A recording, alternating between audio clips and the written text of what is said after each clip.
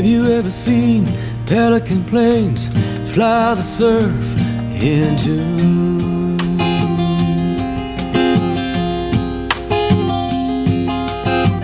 Near Tower 12, where the sand swallows up your feet so cool.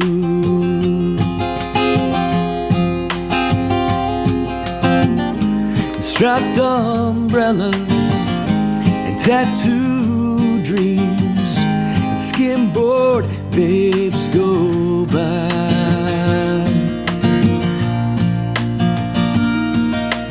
Take all of this world and let it crash over my skin. There's no moment left in time that can hold me down again. And the sun is right and the mood is bright and the birds floating on the sand. I'm here and now and all around, and the smile on my face expands.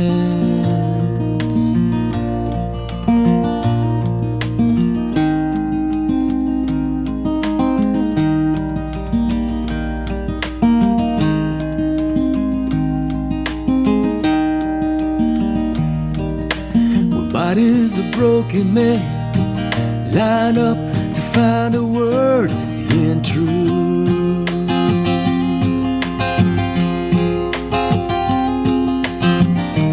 Everything they say is gonna be another time, a book or two.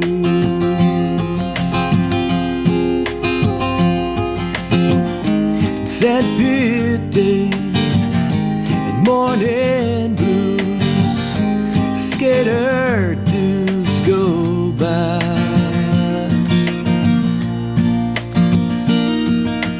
Take all of this world and let it crash over my skin. There's no moment left in time that can hold me down again. And the sun is right and the mood is bright and the birds floating on the sand. I'm here and now and all around, and the smile on my face expands.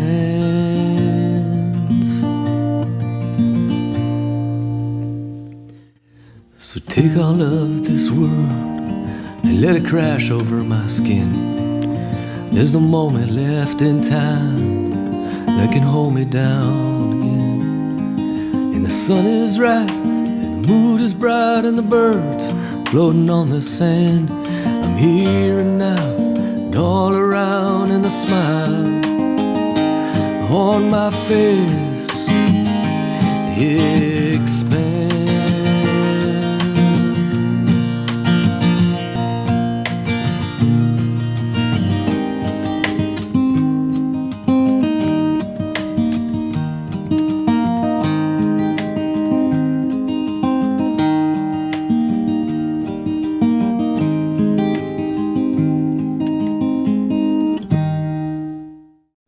Welcome, dear friends, to Hilltop Spiritual Center. My name is Andrea, and I'm your practitioner today. And as we do with each and every service, we open up with prayer, and I offer this to you.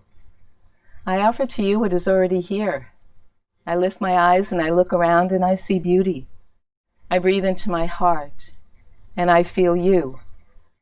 I feel each and every one of you. I don't know how that is, but I know there is a divine force greater than I am, and yet lives within me. It shows up in so many ways and so many forms, and it is truly divine. And may each of us have that gift of the divine, which I already know is a blessing within this service. This service is a blessing. There is wisdom here. There is love here. If you're not up and dancing yet, I guarantee you will be. So may we dance together soon and sing and hug. But from afar, I hug you now. I send you blessings of love and light and truth and wisdom, and may your day, as it already is for me, in this moment, a blessing to be here with you. Always and forever, our hearts unite. So be it, and so it is.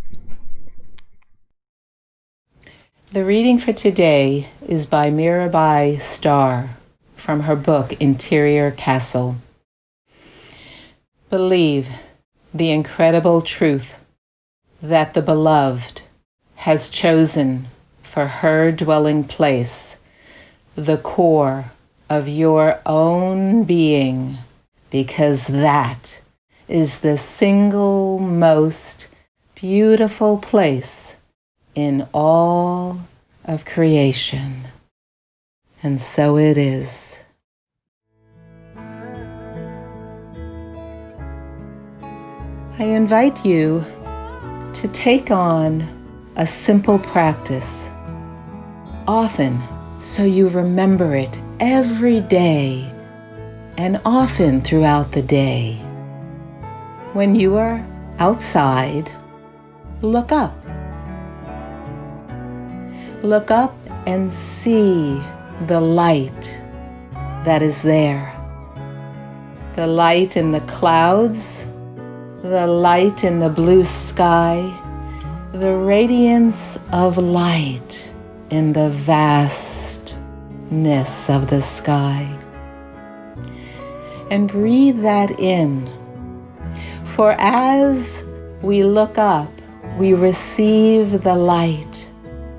The light feeds us, it nurtures us, and it fortifies us with great strength, with infinite beauty. Love is light, and she is who we are.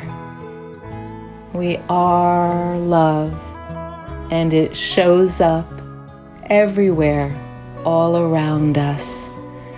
With this strength and with this fortitude, we can bear witness to what shows up.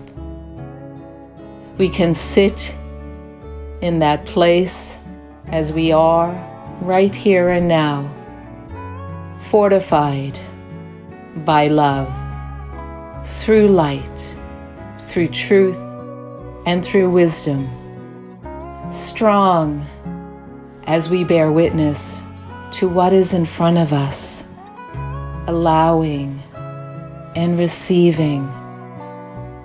Let us know together the truth of our own being, that God is in all things and everyone. So a question to ask often: what would love have me do today? What would love have me do right here and now? And this will pave the way for the truth to unfold. May you feel grace and mercy be yours, and love surround you and all those you bear witness to. And so be it, and so it is. Hello, and welcome to our Sunday celebration. Whether it's Monday or Tuesday, Sunday night or Thursday morning, you are welcome here. And whoever you are, and wherever you may find yourself on your path in life, you are welcome in the hearts of those of us here at the Hilltop Spiritual Center. And please know that, because it is true. And later on, I'll give you some ideas of how you can connect with that. But also today, one of the most important things that I want to share with our monthly theme of being a contemplative in the world and how to see God in all things and in every one. I want to share with you a specific tool that I have learned and that I have been practicing that has just blown the doors open. It's one of the most powerful things and one of the most simple things. You may be practicing it already, but I learned it from somebody and I want to share it toward the end of this talk here. So I think it's a good one. But before I begin, I want to, of course, thank our artists for the day. At the end of our celebration, a friend of our community, Daring Greatly, will be sharing one of their original songs, and it really holds this idea of a world that works for all creation and all things. And it's a lovely song, and of course, Michelle has done just beautiful visuals with it, so it's a delight. So stay tuned for that. But also Joe Gillaspie, our opening song. Gosh, I couldn't have picked a better song. This idea about love and about how life is a precious gift and that we should celebrate it right here, where we are and who we're with, and right now, and not to delay it, not to put it off, but now. And then, of course, Andrea gave us a beautiful invocation and meditation. And she shared this lovely, lovely reading from this great author, Mirabar Starr. And I really want to revisit that reading because it's so kind of important to what we're talking about today. And what she says is this. She says, believe the incredible truth that the beloved has chosen for her dwelling place the core of your own being, because that is the single most beautiful place in all creation. Let that sink in for a second. That the most beautiful place in all creation is the very core of your being. That you are a center of divine consciousness within this vast whole. And it's anchored in this spiritual truth that this idea that we call God is unabashedly, unconditionally, and absolutely love and loving. And that even before the foundation of time itself, you were known within the divine being as love. It was loving you into being then, and it is loving you now. And why it's loving you is because you are the beloved. Because the nature of God can only be love. It knows nothing else. And so, of course, as you are a manifestation of love, the very essence of who you are, the very core of your own being, is the most beautiful place in the cosmos. And when we begin to internalize that, when we begin to have that as the North Star of our life, we are capable then of seeing God in all things and in every one. And maybe that's not true today. Maybe you're struggling with it. There's a lot going on in the paper I was reading this week. How about states that were reopening are now closing, and people are rethinking where things are. There was an article in the New York Times this week. It was an op-ed by David Brooks, and he talked about how we as a nation are sort of in this perfect storm because there's essentially 5 crises that are going on. And the first is what he says is that we're losing the battle of COVID-19. And we're losing the battle because our behavior demonstrates that we've kind of given up, that we become lax. We've kind of resorted to magical thinking. We hear in the media, we hear from political leaders, and I'm almost embarrassed to say, from spiritual leaders, that if we just don't think about it, it'll go away. Or other kind of crazy things. If we just don't pay attention, it won't happen. And that is, it's not only irresponsible, but it's theologically wrong. And something that I quoted from James Baldwin last week is this: is not everything that we bring awareness to will change, but nothing will change unless we bring awareness to it. We can't heal anything that we don't take responsibility for.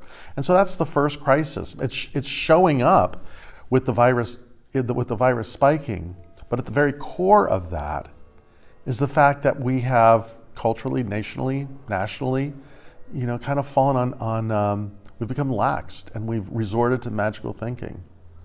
And the second thing that he said is a crisis that's happening is that we're, as a nation, having to come to terms with the original sin of our very beginning, which is systemic racism, and how subtly but so profoundly it's woven itself into so many aspects of our being. The third thing that he suggests is this: is that we are in the middle of a cultural and political realignment of things. There's a lot of factors, there's a lot of moving parts on this, but let's face it, order, disorder, reorder, it's happening at a national level. And part of what's going on with that is what he would suggest is the fourth crisis, is that we're having to come to grips that there is a real possibility of a prolonged economic depression. 20% of jobs have disappeared and will happen no more.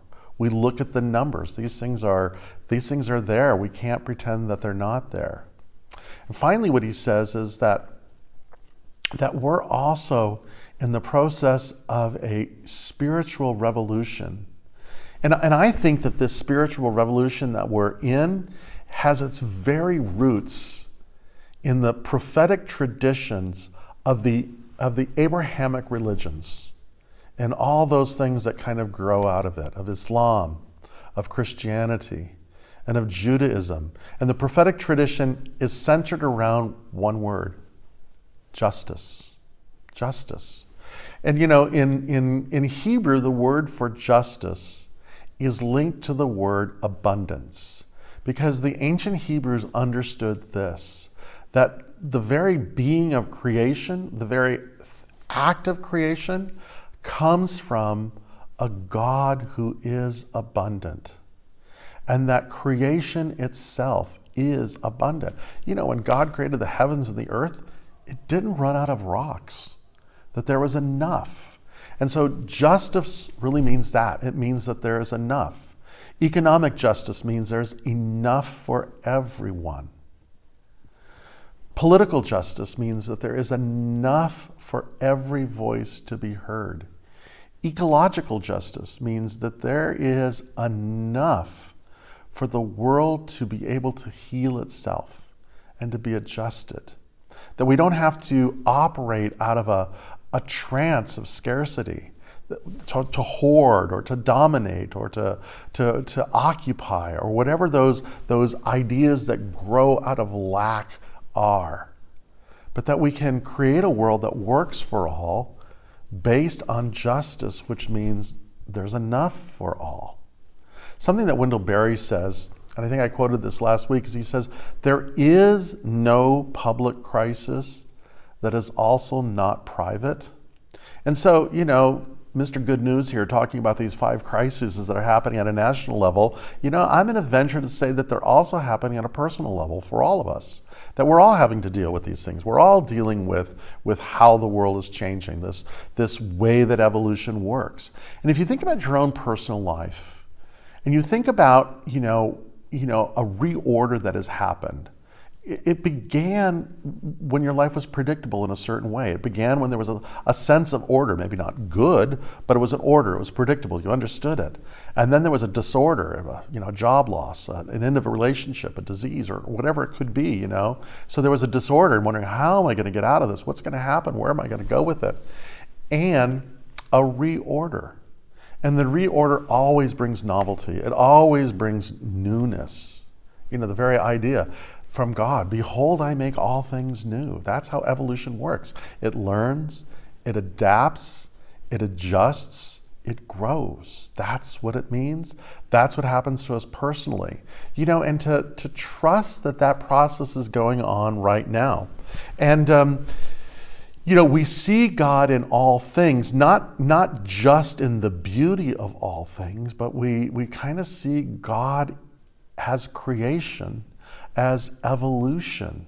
And not that, God is putting its thumb on us and creating heavies or pain, but that there's an intelligence that's learning, that systems that weren't working, like this whole idea of going back to normal, Normal wasn't that good for most of the planet. And so this reorder isn't about going back to normal, but something novel, something new. And I think that that's a powerful thing to hope on, and to see the divine idea that is learning and adapting and adjusting from something that wasn't necessarily worked. And so, what in all this crisis that we're in is the real villain. Fear, of course, is there because it shows up.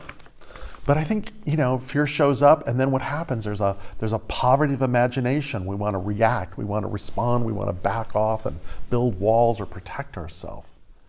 But I think even more than that is confusion. That's the disorder, is not knowing what to do. Or this paralysis of knowing what to do, but afraid to do it. And then what happens is we, and this is the crazy making part, right? Is we intuitively know something, but we do something different. And so our lives become somewhat disjointed there. And so, how then do we work with this confusion? How do we move from that? And how do we move from this sense of separation or despondency that confusion can bring to us? I want to talk about this tool, and I want to offer this tool to you. And I learned this tool from this guy, Donald Miller. Donald Miller is an author. He's a businessman. He's sort of a personal hero of mine. He's somebody that I read his books. I'm engaged in the work that he does, and he does this weekly video, and at the beginning of this week he had this video that said something that I thought was really good, and he learned this from a guy by the name of Doug Kime, and he talked about a time that he was in confusion, and boy, I could relate sometimes, and not knowing what to do. And what Doug Kime said to him, and what he offers to us, and what I'm offering to you is this. Is do not choose to be confused about things that aren't confusing. Let that sink in. Don't choose to be confused about something that's not confusing. Because we kind of make that thing, don't we? Because, the body doesn't lie. We can feel that. This goes all the way back to the 16th century mystic Ignatius Loyola, where he talks, in these weird, funny words about discordant and consoling discernment, that we can feel it. We know. We don't have to think it through and clutter our minds with it. And so here's the tool that I want to offer to you today. Think of something that you're confused about. Something that you're grappling with.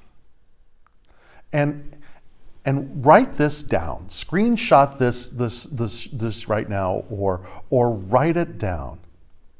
And it's kind of a fill in the blank. And the first sentence is this, is the unfortunate truth about the situation is, fill in the blank. The unfortunate truth about the situation is, fill in the blank. And I'll give you one personally. The unfortunate truth about the situation is this virus is growing. We're going from a brush fire to a forest fire. So that's the unfortunate truth about the situation. And the second sentence, and write this one down too. Therefore, the right action to take is, fill in the blank. The unfortunate truth about the situation is, and therefore, the right action to take is. One of the things that I was confused about is, oh, God, I want to open this center. I want to see you guys. I want us to come together. And I'm scared. I'm scared financially about where things are and losing congregants and all this kind of stuff is going on. But the unfortunate truth about the situation is this, is that the virus is going. And therefore, the right action to take is to delay opening. I can feel that in my body. I may not like it, but I feel it. And I know that it's the right thing to do. I know it's the right truth. And I offer for you is to use this tool and to practice it. Because when we are able to dispel confusion, then we're able to see clearly. And when we can see clearly, we can see the way forward. And I offer you this beautiful quote in closing from this author, John Philip Newell. And he says this: to look at life straight in the eye, to see the pain and to see its beauty, this is an essential part of glimpsing the way forward. So we look at the world where it is. We are contemplatives in the world. We take a long and loving look at what is. We see the pain and we see the beauty. We bring awareness to both. And in doing so, our eyes are cleared and we see the way forward. And remember, you are a center of divine consciousness within the vast whole, that the very core of your being is the most beautiful place in all creation. And we hold that in our heart, breathing into it, giving thanks, and letting it be. Many, many blessings. Thank you again for being part of our Sunday celebration. Again, I want to thank our artists, Joe Gillaspie and Daring Greatly, for so generously sharing the gift of their music that moves us, touches us, and inspires us to hold a vision of a world that works for all. I want to thank Andrea for her beautiful meditation, for just the presence of who she is, and for all the practitioners. And I'm so grateful that many of you are reaching out for prayer, either individually by contacting each of the practitioners or sending in prayer requests. We're receiving them, we're praying, and if you'd like us to contact you, co-operators are standing by. And of course, it goes without saying how grateful I am for our staff, for our board, for every member and congregant that is showing up in every way they can. And of course, for the generous and continual support. We are here because of you. And I'm grateful for that. These are unprecedented times, as I've said. We are reinventing who we are as a spiritual community. We long for the day that we can be together. And yet, at the same point in time, we are grateful for the expansion that is taking on and growing. And that's because of you. I also want to let you know that next month is a new theme, and it has to do, of course, July always seems to be about freedom, but not necessarily the freedom from tyranny, but the freedom to create. And that's really our theme, is the freedom to create. And the freedom to create even in these times. Emerson says, genius stands on limitation. And so I wish you a very happy 4th of July. And I hold a toast to you on July 4th. Up the rebels, down the tyrants. I look forward to being with you next week. Be well, be safe. And to those you love, and to those you receive love from, and you being the most beautiful place in the cosmos, many, many blessings.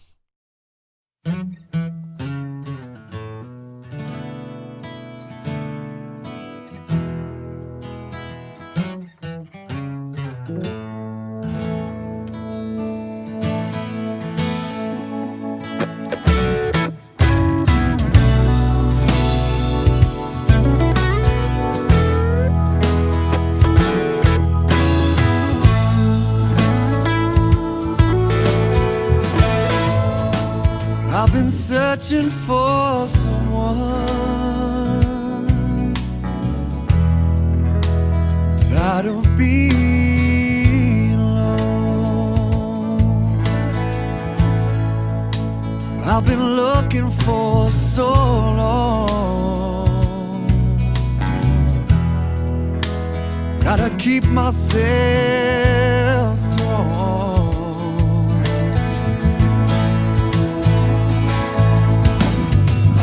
Gonna wait around.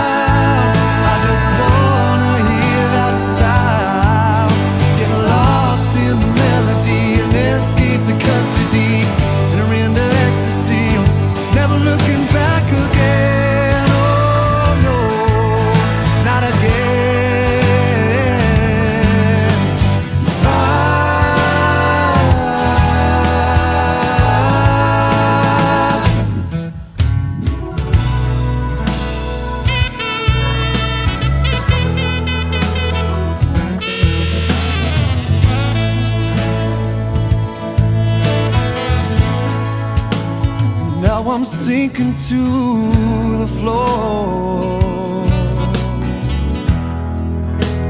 right back where I was before. I can't stop drinking from the bottle. I keep my hand on the throttle.